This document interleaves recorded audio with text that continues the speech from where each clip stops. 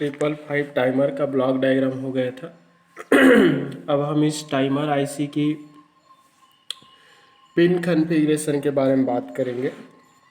Basically timer जो IC होता है एक मोनोलिथिक इंटीग्रेटेड सर्किट होता है जो वेरियस टाइप के टाइमिंग फंक्शंस को परफॉर्म करता है। ठीक है, एक्चुअली में इसका यूज़ हम जनरली किसके लिए करते हैं? एक्यूरेट और स्टेबल टाइम डिले प्रोवाइड करने के लिए करते हैं। कहीं कहीं पर इसका यूज़ हम स्क्वायर वेव जनरेटर की तरह यूज़ करते हैं, कहीं कहीं पर पल्स जनरेटर की तरह, सॉटूथ वेव जनरेटर की तरह, ट्रायंगुलर वेव जनरेटर की तरह। दैट मीन्स बोला जाए तो हम इसको एक ऑक्सीलेटर सर्किट की तरह भी यूज़ करते हैं। ठीक है, तो 555 टाइमर जो आईसी है वो अपने वेरियस एडवांटेजेस के कारण हमारे इलेक्ट्रॉनिक्स में यूज़फुल है। बहुत सारे एडवांटेजेस है, जैसे कि चीपर होता है, साइज छोटा होता है, लाइट वेट होता है, लो पावर कंजम्पशन होता है, हाईली रिलायबल ऑपरेशन प्रोवाइड करता है, टाइम डिले जो जनरेट करता है वो क्या होता है? हाईली एक्यूरेट और क्या रहता है? स्टेबल। तो accurate and stable time delay generate करने के लिए हम इसका यूज़ करते हैं। तो 555 टाइमर जो आईसी है बेसिकली वेरियस पैकेजेस के फॉर्म में अवेलेबल है। अगर हम इसके पैकेज के फॉर्म में बात करें तो ये 8 पिन मेटल कैन पैकेज के फॉर्म में अवेलेबल होता है। मेटलिक सिलेंड्रिकल शेप्ड स्ट्रक्चर होता है 8 पिन का, उसी को 8 पिन मेटल कैन पैकेज बोलते हैं। दूसरा, ये 8 पिन डीआईपी के फॉर्म में भी अवेलेबल है। DIP dual in line package क्या है? Dual in line package. Dual in line package DIP dual in line package होता है। इसमें क्या होता है? बेसिकली एक प्लास्टिक का स्ट्रक्चर होता है, एक प्लास्टिक स्ट्रक्चर होता है, प्लास्टिक रेक्टेंगुलर शेप्ड स्ट्रक्चर होते हैं, जिसमें सारे जो पिन्स होते हैं वो दो लाइन में, लेफ्ट हैंड साइड और राइट हैंड साइड है वो क्या रहता है? दो लाइन में इक्वल नंबर ऑफ पिन्स हैं वो दो लाइन्स में क्या रहते हैं? अरेंज्ड रहते हैं। तो उसी को ड्वेल इन लाइन पैकेज बोलते हैं।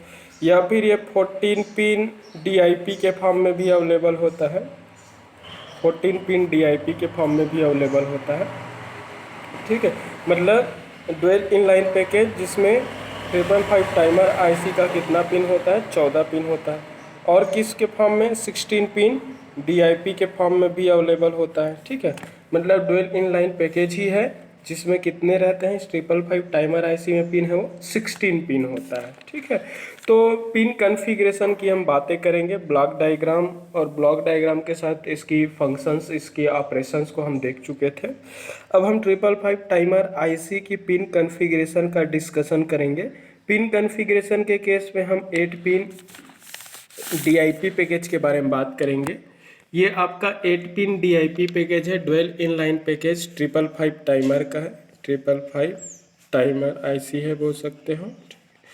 टाइमर, आप टाइमर वर्ड इसलिए यूज़ करते हैं इसके साथ क्योंकि ये टाइमिंग ऑपरेशंस के लिए यूज़ होता है, टाइमिंग फंक्शंस को परफॉर्म करने के लिए यूज़ होता है, इस कारण उसको क्या बोलते हैं? टाइमर बोलते हैं। ठीक है, तो बेसिकली ये 8 पिन डीआईपी पैकेज है जिसमें टोटल जो पिन्स जो रहते हैं ये रेक्टेंगुलर शेप्ड होता है। एक रेक्टेंगुलर शेप्ड प्लास्टिक स्ट्रक्चर होता है जिसमें लेफ्ट हैंड साइड पे 4 पिन्स रहते हैं, राइट हैंड साइड पे भी 4 पिन्स रहता है।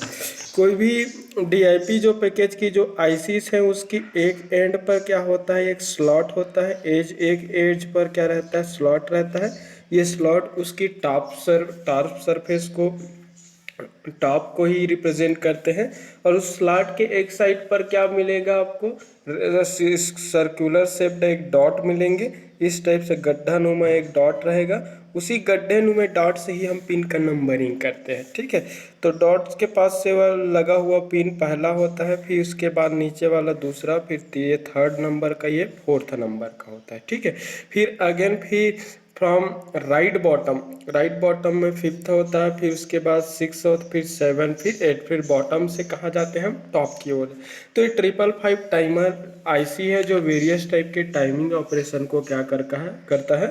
परफॉर्म करता है। तो ये 8 पिन डीआईपी स्ट्रक्चर है जिसमें फर्स्ट नंबर का जो पिन जो होता है, फर्स्ट नंबर की जो पिन जो होते हैं वो ग्राउंड पिन है। हम एक एक पिन की फंक्शनैलिटी को हम पढ़ेंगे। ग्राउंड पिन, ठीक है, ग्राउंड पिन। फर्स्ट पिन जो होता है वो क्या है, ग्राउंड पिन है। फर्स्ट पिन क्या है, ग्राउंड पिन है। अब जैसे कि आप लोग जानते ही हैं कि हर एक इलेक्ट्रॉनिक सर्किट में उसकी इनपुट सोर्स देने के लिए या फिर आउटपुट वोल्टेज प्राप्त करने के लिए हमें एटलीस्ट 2 टर्मिनल्स की ज़रूरत पड़ती है, ठीक है। तो एवरी आपका वोल्टेज जो रहता है, चाहे इनपुट वोल्टेज की बात करें चाहे आउटपुट वोल्टेज की बात करें, ठीक है, आउटपुट इनपुट आउटपुट जो वोल्टेजेस रहता है वो इसी पिन नंबर फर्स्ट जिसको ग्राउंड पिन बोलते हैं, वो ग्राउंड पिन के रिस्पेक्ट में ही क्या होता है, मेजर किया जाता है, ठीक है। तो all voltages are measured with respect to ground terminal, ठीक है। तो पिन नंबर फर्स्ट जो रहता है बेसिकली 555 टाइमर आईसी का ग्राउंड पिन रहता है, जिस पिन के रिस्पेक्ट में ही हम सारे वोल्टेजेस का क्या करते हैं, मेज़र करते हैं, ठीक है। मतलब एक रेफरेंस पिन की तरह यूज़ करते हैं। और जहाँ पर भी हमें आउटपुट इनपुट वोल्टेज को मेज़र करना है, जहाँ पर भी वोल्टेज मेज़र करना है, all voltages are measured with respect to this pin, ठीक है। तो सारे इस 555 टाइमर आईसी में जहाँ पर भी आपको वोल्टेज का मेजरमेंट करना पड़े, सारे वोल्टेजेस का मेजरमेंट है वो ग्राउंड पिन के ही रिस्पेक्ट में होता है। ये तो ये पिन नंबर फर्स्ट का फंक्शन हो गया। सेकेंड नंबर का pin trigger pin. Second number का जो पिन है, देखो वॉइस को कैप्चर करके नोट्स बनाने की कोशिश करना। यहाँ पर सिर्फ कीवर्ड को ही मैं लिखूँगा, ठीक है। ट्रिगर पिन है, ट्रिगर इनपुट, ट्रिगर इन पिन नंबर 2 ट्रिगर है, ठीक है।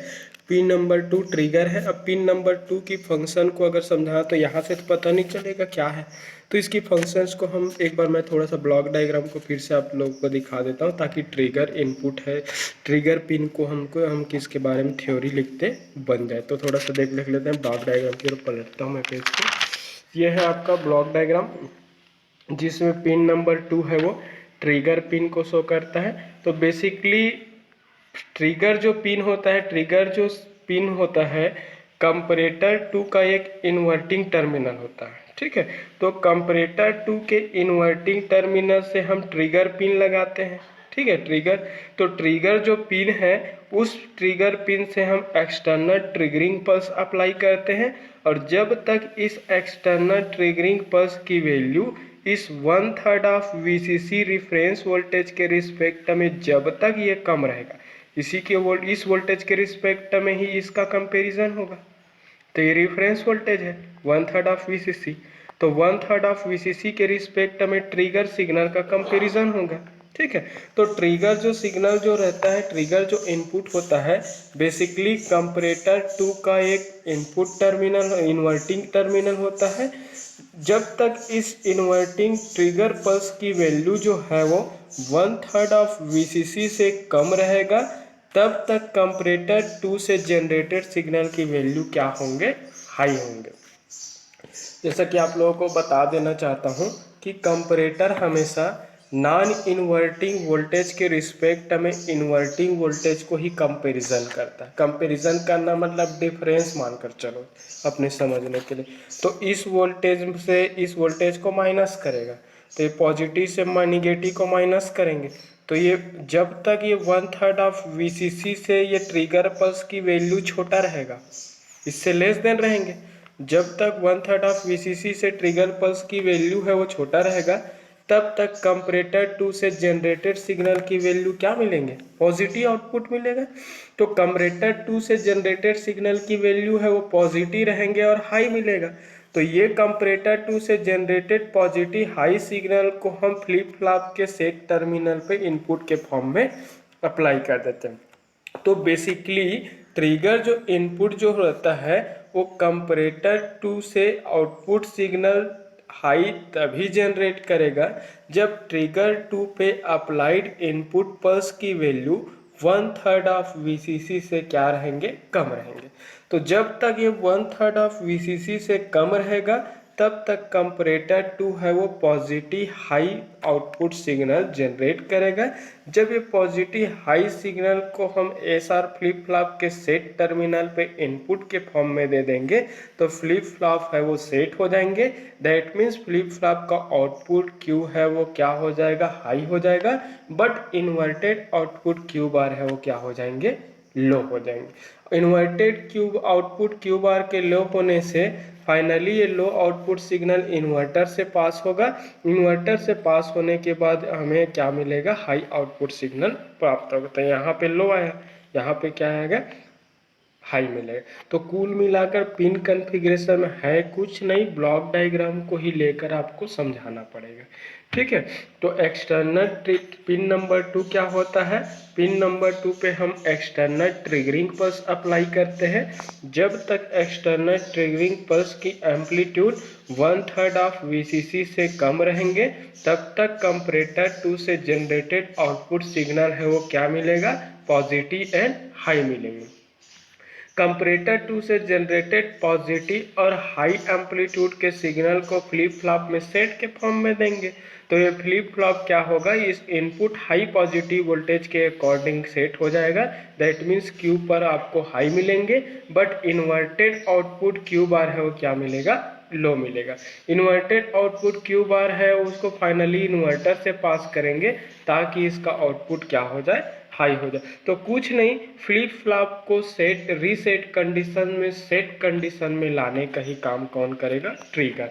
तो ट्रिगर पल्स पर ही डिपेंड करता है कि उस फ्लिप फ्लॉप को रीसेट कंडीशन से सेट कंडीशन में ट्रांजिशन करने के लिए। ठीक है, तो ट्रिगर की एम्पलीट्यूड को 1/3 ऑफ VCC से क्या होना चाहिए, कम होना चाहिए। अगर ट्रिगर इनपुट सिग्नल है वो 1/3 ऑफ VCC से अगर ज़्यादा हुआ, हाई हो गया, तो 1/3 ऑफ VCC से अगर लार्जर होने से कंपैरेटर 2 से जनरेटेड सिग्नल है वो क्या मिलेगा, लो मिलेगा। ठीक है, तो लो मिलेगा, दैट मीन्स वो फ्लिप फ्लॉप को रीसेट से सेट नहीं कर पाएंगे। ठीक है, तो ये हो गया ट्रिगर सिग्नल। ब्लॉक डायग्राम से ही समझते जाइएगा ट्रिगर पिन। तो ट्रिगर जो पिन जो होता है, external triggering pulse, external triggering pulse is applied, external triggering pulse is applied through this terminal। ठीक है, through this terminal, ठीक है, through this terminal। तो एक्सटर्नल ट्रिगरिंग जो पल्स होता है उसको हम इसी टर्मिनल के थ्रू क्या करते हैं, अप्लाई करते हैं। और जब तक ये एक्सटर्नल ट्रिगरिंग पल्स की वैल्यू 1/3 ऑफ VCC से कम रहेंगे, जब तक कम रहेंगे तब तक कंपैरेटर 2 से जनरेटेड सिग्नल है वो पॉजिटिव और हाई मिलेगा। और वो पॉजिटिव हाई जो आउटपुट सिग्नल है वो फ्लिप फ्लॉप को रीसेट कंडीशन से सेट कंडीशन में ट्रांजिशन कर देंगे। ठीक है, तो ये हो गया pin number 2। Output 3, pin number 3 की बात करेंगे। पिन नंबर 3 क्या है, आउटपुट पिन है, आउटपुट पिन। ठीक है, तो और ठीक, तो आउटपुट जो पिन है वो 3rd नंबर का पिन है। तो आउटपुट इज 555 टाइमर IC का जो आउटपुट जो वोल्टेज है, आउटपुट वोल्टेज को पिन नंबर 3 से हम क्या करते हैं, प्राप्त करते हैं। अब रही बात आउटपुट है उसको 555 टाइमर में हम 2 तरीके से ले सकते हैं। ठीक है, 3rd नंबर का पिन 555 टाइमर IC का आउटपुट पिन होता है। ठीक है, तो output signal is obtained through this terminal. Output signal देखो, कोई भी 555 टाइमर जो होता है उस टाइमर सर्किट से जो आउटपुट जो सिग्नल मिलेगा, आउटपुट जो मिलेगा उस आउटपुट सिग्नल को हम कहाँ से आप प्राप्त करते हैं, through this output terminal, through this output pin. ठीक है, तो आउटपुट सिग्नल को हम इस आउटपुट पिन से प्राप्त करते हैं। अब रही बात आउटपुट सिग्नल प्राप्त करने का, तो आउटपुट सिग्नल है उसको हम इसमें 2 तरीके से आउटपुट लोड को कनेक्ट कर सकते हैं। एक तो आउटपुट जो वोल्टेज है उसको आउटपुट पिन और ग्राउंड के रिस्पेक्ट में हम मेज़र कर सकते हैं, या फिर लोड को हम आउटपुट और ग्राउंड के बीच में हम क्या कर सकते हैं, कनेक्ट कर सकते हैं। ठीक है। और या फिर हम इसको आउटपुट और प्लस वीसीसी के बीच लोड को कनेक्ट कर सकते हैं। ठीक है, तो दो तरीके से हम इसमें आउटपुट का कनेक्शन करते हैं। तो आउटपुट सिग्नल और output voltage is obtain through this pin. Output voltages are measured with respect to ground pin. Output voltage जो होता है, आउटपुट वोल्टेज को किसके किसके बीच प्राप्त करते हैं हम? आउटपुट पिन एंड ग्राउंड के बीच। Output pin and ground. ठीक है, output is obtain between output pin and ground pin. ठीक है, तो ग्राउंड पिन के बीच से हम क्या करते हैं? आउटपुट को प्राप्त करते हैं। ठीक है, तो आउटपुट को प्राप्त करते हैं मतलब लोड को कनेक्ट कर सकते हैं। आप आउटपुट में एक टर्मिनल जोड़ दो और ग्राउंड टर्मिनल पे एक जोड़ दो। ठीक है, तो इन दोनों के बीच आप लोड को कनेक्ट कर सकते हो और आउटपुट सिग्नल प्राप्त कर सकते हैं। या फिर लोड को आप आउटपुट पिन में और प्लस वीसीसी मतलब एक्सटर्नल डीसी बायसिंग जो सप्लाई जो वोल्टेज वाला टर्मिनल है 8 नंबर का पिन है, उन दोनों के बीच से हम प्राप्त कर सकते हैं। तो output signals are obtain through this output pin या output voltages are measured between output pin and ground pin. तो आउटपुट वोल्टेज को हम आउटपुट पिन और ग्राउंड पिन के बीच में मेजर्ड करते हैं। ठीक है, अगला है हमारा 4th नंबर का जो पिन है। हर एक पिन की फंक्शनैलिटी को जितना डिटेल हो सके लिखना है भाई। ब्लॉक डायग्राम का भी थ्योरी ऐड कर सकते हो। ये रीसेट पिन है।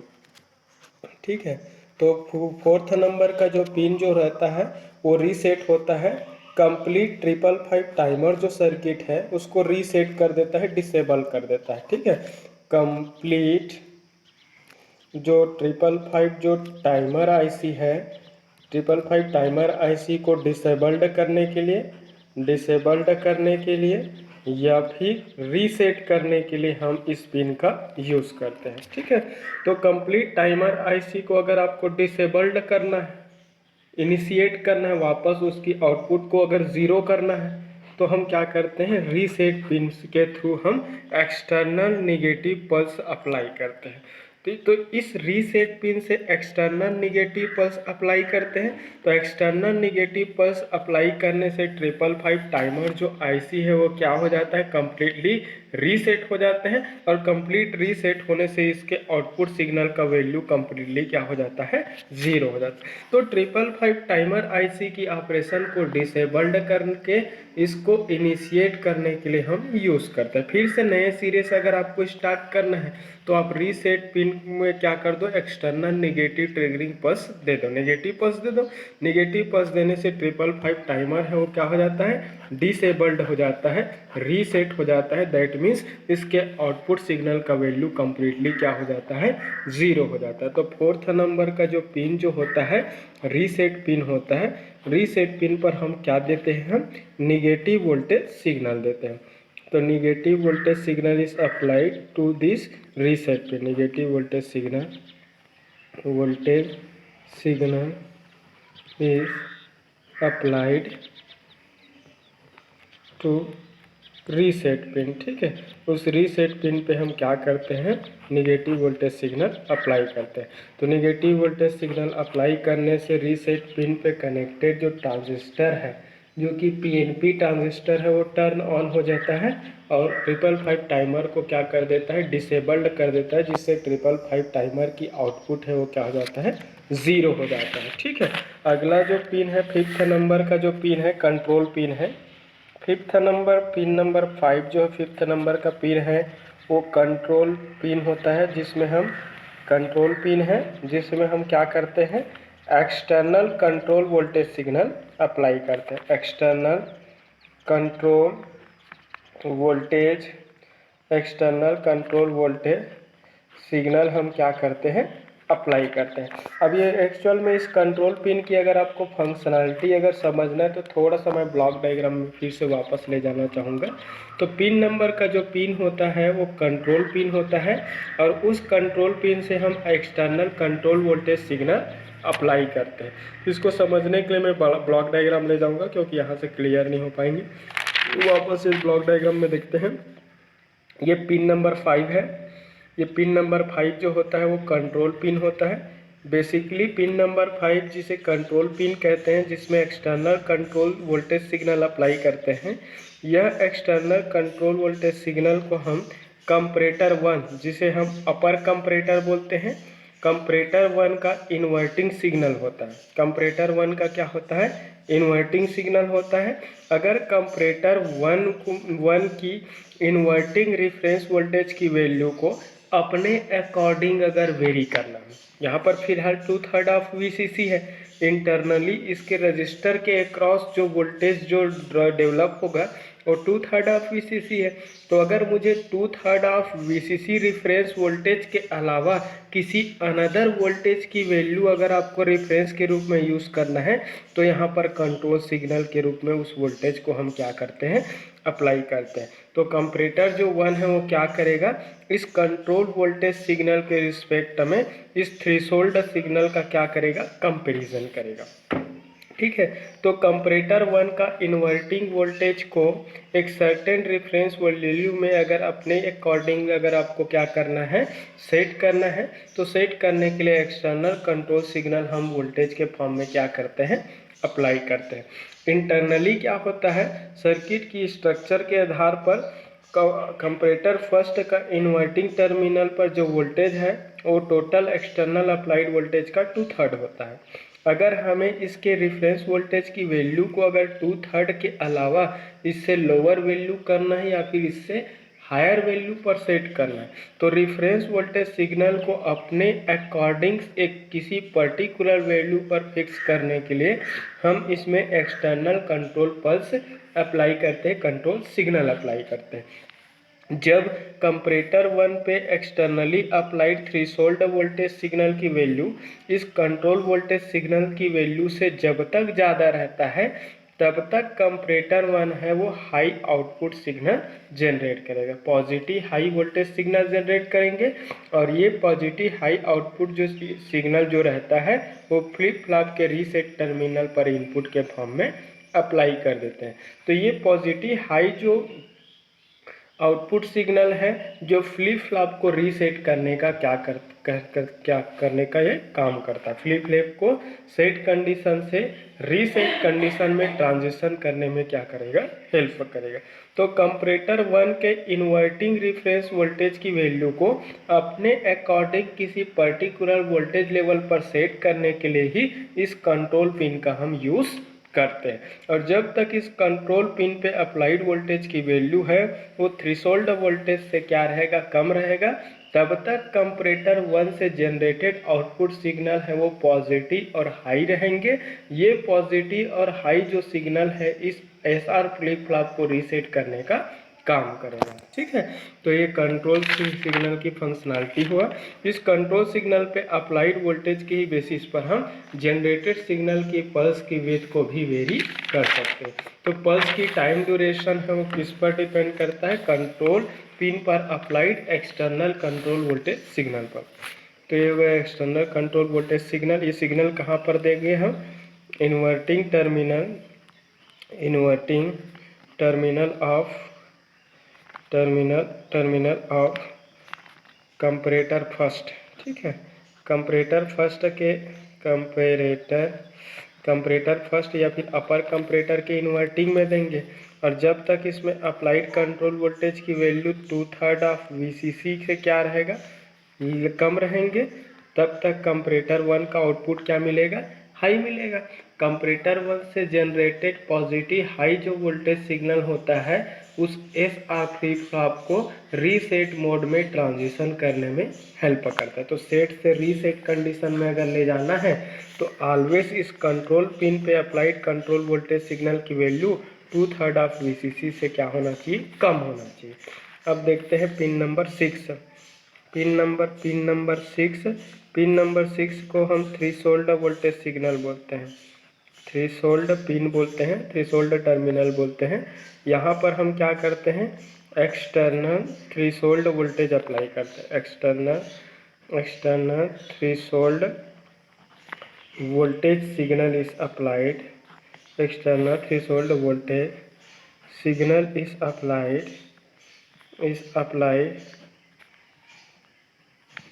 in non-inverting in non inverting terminal of comparator 1, non inverting terminal of comparator first. ठीक है, तो कंपरेटर फर्स्ट के नॉन इन्वर्टिंग टर्मिनल पर ही हम क्या देते हैं, थ्रेशोल्ड वोल्टेज सिग्नल अप्लाई करते हैं। थोड़ा ब्लॉक डायग्राम देख लेना। ये थ्रेशोल्ड पिन है 6 नंबर का पिन, और 6 नंबर के पिन पर हम एक्सटर्नल थ्रेशोल्ड वोल्टेज अप्लाई करते हैं। और जब तक ये external apply threshold voltage signal की वैल्यू कंपरेटर फर्स्ट के इन्वर्टिंग रेफरेंस वोल्टेज के रिस्पेक्ट में ज़्यादा होगा, मतलब 2/3 ऑफ VCC से जब तक ये ज़्यादा रहेंगे तब तक कंपरेटर 1 है वो क्या है, जनरेट करेगा, positive high output voltage signal generate करेंगे। कंपरेटर 1 से जनरेटेड आउटपुट सिग्नल है वो पॉजिटिव प्लस Vset का इक्वल होगा। ठीक है, तो जब थ्रेशोल्ड वोल्टेज की वैल्यू 2/3 ऑफ VCC से ज़्यादा रहेगा तो कंपरेटर 1 से generated output signal positive and क्या रहेंगे, हाई मिलेंगे। ये पॉजिटिव हाई वोल्टेज सिग्नल है वो फ्लिप फ्लॉप को सेट कंडीशन से रीसेट कंडीशन में ट्रांजिशन करने का काम करेगा। ठीक है, जब थ्रेशोल्ड वोल्टेज सिग्नल की वैल्यू है वो 2/3 ऑफ VCC से कम रहेगा तो कंपरेटर 1 से जनरेटेड सिग्नल है वो क्या मिलेंगे, लो मिलेंगे। ठीक है, तो थ्रेशोल्ड टर्मिनल पे applied voltage signal threshold voltage signal है। जब तक इस थ्रेशोल्ड वोल्टेज सिग्नल का value internal reference voltage 2/3 of VCC से ज़्यादा रहेंगे तब तक कंपरेटर 1 से जनरेटेड सिग्नल पॉजिटिव हाई मिलेगा, जो फ्लिप फ्लॉप को सेट कंडीशन से रीसेट कंडीशन में ट्रांजिशन करने में हेल्प करेगा। तो नॉन इन्वर्टिंग टर्मिनल में अप्लाई करते हैं थ्रेशोल्ड वोल्टेज की वैल्यू जो है, थ्रेशोल्ड टर्मिनल पे अप्लाइड वोल्टेज सिग्नल की वैल्यू जब ग्रेटर देन होगा 2/3 ऑफ VCC से, इंटरनल इन्वर्टिंग रिफरेंस वोल्टेज है इससे ज़्यादा होंगे, इसके रिजल्टिंग क्या होगा, कंपरेटर 1 से जनरेटेड आउटपुट वोल्टेज, कंपरेटर 1 का आउटपुट है वो क्या मिलेंगे, कंपरेटर 1 का आउटपुट है वो पॉजिटिव एंड क्या मिलेगा, हाई मिलेगा। कंपरेटर 1 का आउटपुट है पॉजिटिव और हाई मिलेंगे। ये पॉजिटिव और हाई जो आउटपुट वोल्टेज है वो फ्लिप फ्लॉप को क्या कर देगा, फ्लिप फ्लॉप को क्या कर देंगे, फ्लिप फ्लॉप को क्या करेंगे, कौन से मोड में ले जाएंगे, रीसेट कंडीशन में। फ्लिप फ्लॉप को कौन से मोड में ट्रांजिशन कर देगा, रीसेट कंडीशन में, जिससे फ्लिप फ्लॉप का आउटपुट Q है वो 0 हो जाएगा, बट इन्वर्टेड आउटपुट है Q बार है वो क्या रहेंगे, 1 रहेंगे। Q बार के 1 होने से इन्वर्टेड 555 टाइमर का ओवरऑल आउटपुट वोल्टेज क्या हो जाएगा, लो हो जाएगा। तो पिन नंबर 6 हो गया। पिन नंबर 7 की बात करेंगे हम। पिन नंबर 7 ब्लॉक डायग्राम को ही पिन के थ्रू समझाना है बोल सकते हैं, मतलब रिवीजन हो जाएगा वीडियो देखोगे। पिन नंबर 7 जो होता है वो डिस्चार्ज पिन होता है। ठीक है, पिन नंबर 7 है डिस्चार्ज पिन है, और इस डिस्चार्ज पिन पे एक्सटर्नली क्या किया जाता है, एक्सटर्नली हम क्या कनेक्ट करते हैं, एक कैपेसिटर को कनेक्ट कर देते हैं। ठीक है, ये जो डिस्चार्ज पिन जो होता है, पिन नंबर 7 एक को डिस्चार्ज पिन होता है, और यह डिस्चार्ज जो पिन है वो कहाँ से निकला रहता है, from collector terminal of NPN transistor, collector terminal of NPN transistor. ठीक है, तो NPN ट्रांजिस्टर के कलेक्टर टर्मिनल से। ठीक है, तो NPN ट्रांजिस्टर के कलेक्टर टर्मिनल से ही हम क्या निकालते हैं, डिस्चार्ज टर्मिनल निकला रहता है, और उस डिस्चार्ज टर्मिनल में हम क्या जोड़ देते हैं, एक्सटर्नली कैपेसिटर, और external capacitor is connected through the discharge terminal. अब क्या होता है, जब इस NPN ट्रांजिस्टर का इनपुट है वो क्या रहेगा, हाई रहेगा। NPN ट्रांजिस्टर पे हम हाई इनपुट दे देंगे, तो हाई इनपुट देने से ये NPN ट्रांजिस्टर क्या हो जाएगा, सेचुरेशन मोड में चले जाएंगे, और सेचुरेशन मोड में जाने से क्या हो जाएगा, ये ऑन स्विच की तरह बिहेव करेंगे। जैसे ही ये ऑन स्विच की तरह बिहेव करेंगे, इस डिस्चार्ज पिन से कनेक्टेड जो कैपेसिटर है अपने अंदर स्टोर्ड एनर्जी को क्या कर देगा, डिस्चार्ज कर देगा। ठीक है, और जब इस NPN ट्रांजिस्टर का इनपुट है वो लो रहेंगे तो ट्रांजिस्टर कंडक्ट नहीं करेगा, ट्रांजिस्टर ऑफ मोड में रहेंगे तो डिस्चार्ज टर्मिनल से कनेक्टेड जो कैपेसिटर है वो एक्सटर्नल सप्लाई वोल्टेज के थ्रू फुल्ली चार्ज होगा। तो पिन नंबर 7 डिस्चार्ज पिन है। ये डिस्चार्ज जो पिन है वो एनपीएन ट्रांजिस्टर के कलेक्टर टर्मिनल से निकला हुआ रहता है और इस डिस्चार्ज टर्मिनल पे हम एक्सटर्नल एक कैपेसिटर को कनेक्ट करते हैं। जब एनपीएन ट्रांजिस्टर के बेस पर अप्लाइड इनपुट वोल्टेज हाई होता है तो एनपीएन ट्रांजिस्टर कंडक्ट होकर सेचुरेशन मोड में चले जाते हैं। सेचुरेशन मोड में जाने से एनपीएन ट्रांजिस्टर एक क्लोज स्विच शॉर्ट सर्किट की तरह बिहेव करता है, जिससे इसके कलेक्टर पर कनेक्टेड जो कैपेसिटर है वो अपने अंदर स्टोर्ड एनर्जी को इस ट्रांजिस्टर के थ्रू कम्प्लीटली डिस्चार्ज कर देता है। बट जब एनपीएन ट्रांजिस्टर के इनपुट सिग्नल लो होता है तो ट्रांजिस्टर ऑफ मोड में रहते हैं। ट्रांजिस्टर ऑफ मोड में होने से डिस्चार्जिंग टर्मिनल पर कनेक्टेड कैपेसिटर है वो एक्सटर्नल डीसी सप्लाई वोल्टेज के थ्रू क्या होने लगता है, वो चार्ज होने लगता है। तो ये हो गया पिन नंबर 7। अब लास्ट जो पिन है 8 पिन डीआईपी का, डीआईपी पैकेज का पिन नंबर 8, जिसको बोलते हैं प्लस वीसीसी या फिर positive supply voltage terminal. Positive supply voltage terminal, positive supply voltage terminal, positive supply voltage terminal. ठीक है, तो एक्चुअल में क्या होता है, हर एक इंटीग्रेटेड सर्किट को उससे डिजायर्ड परफॉर्मेंस को अचीव करने के लिए कुछ अमाउंट में एक्सटर्नल डीसी वोल्टेज की आवश्यकता होती है। सिमिलरली 555 टाइमर आईसी से उसकी प्रॉपर फंक्शन को अचीव करने के लिए इसमें कुछ एक्सटर्नल पॉजिटिव सप्लाई वोल्टेज की आवश्यकता होती है और वह पॉजिटिव सप्लाई वोल्टेज क्या होता है, +5 वोल्ट से लेकर +18 वोल्ट के बीच होता है। तो इस 555 टाइमर आईसी को से प्रॉपर फंक्शन को अचीव करने के लिए हमें पॉजिटिव सप्लाई वोल्टेज देना पड़ता है। वह external DC positive supply voltage को हम प्लस वीसीसी से रिप्रेजेंट करते हैं और इस पॉजिटिव सप्लाई वोल्टेज को 555 टाइमर के पिन नंबर 8 से प्रोवाइड किया जाता है। ठीक है, 555 टाइमर जो आईसी होता है +5 वोल्ट से लेकर +18 वोल्ट के बीच कोई भी पर्टिकुलर वोल्टेज पर प्रॉपरली ऑपरेट कर सकता है। मिनिमम ये है और ये मैक्सिमम है। तो 5 वोल्ट से +18 वोल्ट के बीच आप कुछ भी वोल्टेज डीसी सोर्स इसमें लगा दो, ये अपना सेटिस्फैक्ट्री ऑपरेशन देंगे। तो ये हो गया 555 टाइमर आईसी का पिन कॉन्फ़िगरेशन। मैंने डुअल 8 पिन डीआईपी पैकेज के बारे में लिया थ्योरी। ठीक है, तो वीडियो बार बार देखो, लाइक करो, शेयर करो। कहीं पर डाउट है तो पूछ सकते हो। एग्ज़ाम में या तो ब्लॉक डायग्राम का एक क्वेश्चन पूछेगा या फिर पिन कॉन्फ़िगरेशन। तो अगर ब्लॉक डायग्राम क्लियर है तो पिन कॉन्फ़िगरेशन तो बन ही जाएंगे, क्योंकि ब्लॉक्स में जो फंक्शन है उसको पिन के दौरान भी बताना पड़ेगा। ठीक है, तो ये हो गया एक pin DIP package. Thank you.